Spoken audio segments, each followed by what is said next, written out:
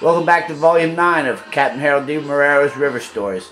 Today, he's got a little story about growing up in Memphis. He had a little encounter with Elvis. Let's hear your story about Elvis Presley, Captain. Well, I was in high school the same time that Elvis, well, about a year behind Elvis. I think he had already graduated.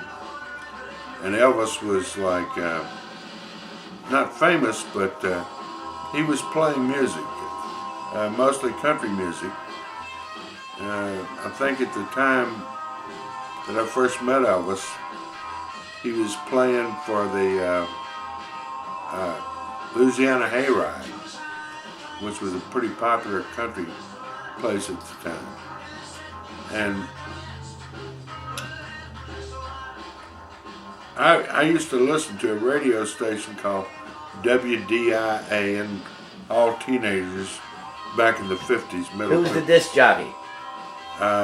Dewey Phillips was the disc jockey, and he used to play all this music back in the 50s, and most of back then, any nightclub you went to around Memphis, because Memphis was in the Bible Belt, and there was no drink serving in Memphis. You bring a bottle in, and buy tonic water or whatever you wanted to mix with it, but you couldn't buy any drinks at the time. Well, anyway, the music at that time was actually black music, black bands. All the bands and all the clubs had black bands in them, and what we were listening to was, I don't know, a combination of, well, whatever black music had turned into at the time. And we liked it. The kids liked it. We used to dance to it, go to the clubs to it. Sock hops. Oh yeah, sock hops. And we had sock hops in the gym every week at my high school. I had a great high school at the time. That I was going to high school. Pretty good high school athlete too, weren't you? Well, yeah, I was on the second string all Memphis football team for the city.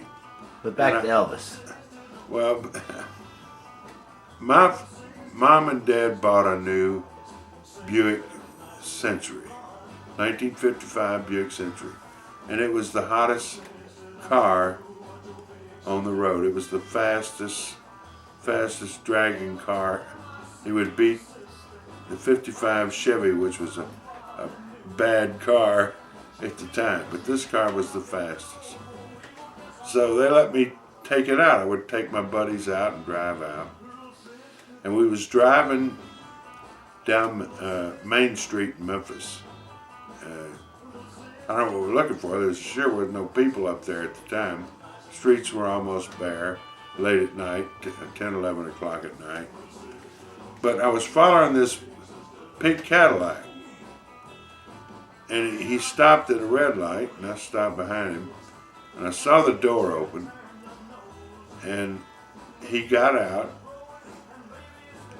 It was Elvis, and he walked back to my car, he knocked on my window, and I rolled it down, and he says, "Man, you ain't got it." I said, "What?" And he left. He went back, got in his car, and drove off. What'd that mean, Cap? That just meant that my Buick Century was not a Cadillac. Pink and white Cadillac. That's what it meant. But I followed Elvis back to the, we all hung out at drive-ins in those days. And we went back to a place called K's, and I got to know Elvis a little bit, He was, I neglected to say, when he got out of the car, he had on this blue suit. It was like almost a tux, and had sequins going down the collar, and across his back said Elvis. So that was what country western stars did back then.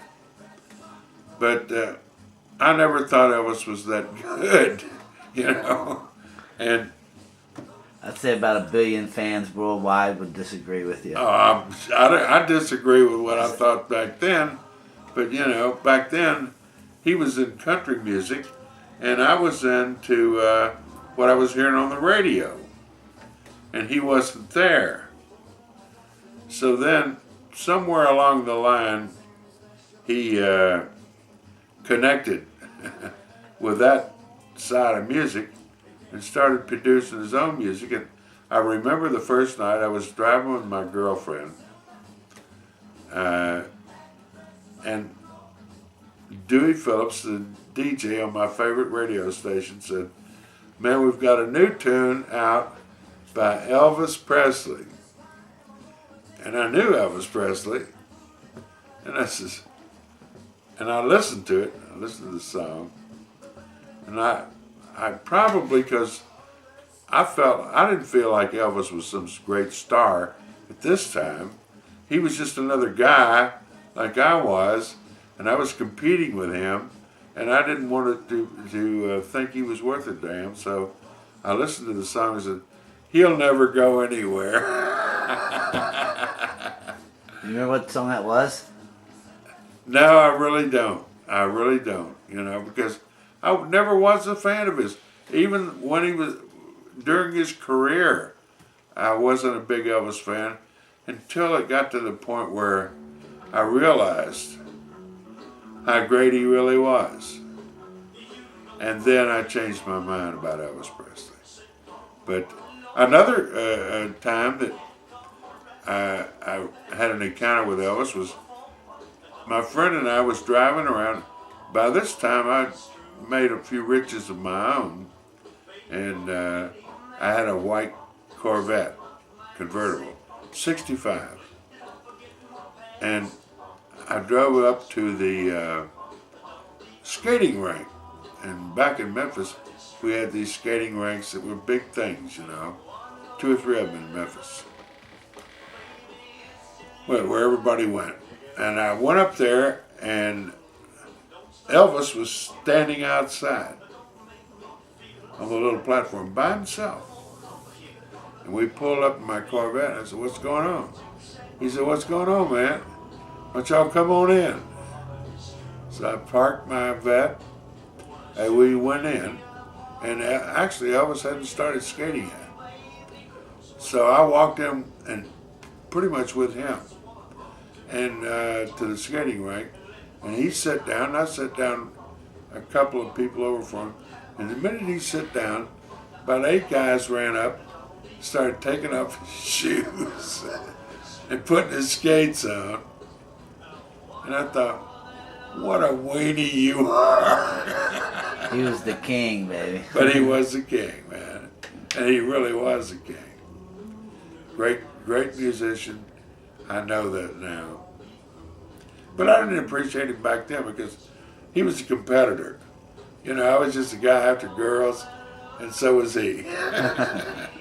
So I couldn't pick him as being better than me. Just wouldn't work. Okay, thanks for watching Captain Harold DeMarrero's River Stories Volume 9, and hope you come back. Hope you enjoy our little story about Elvis.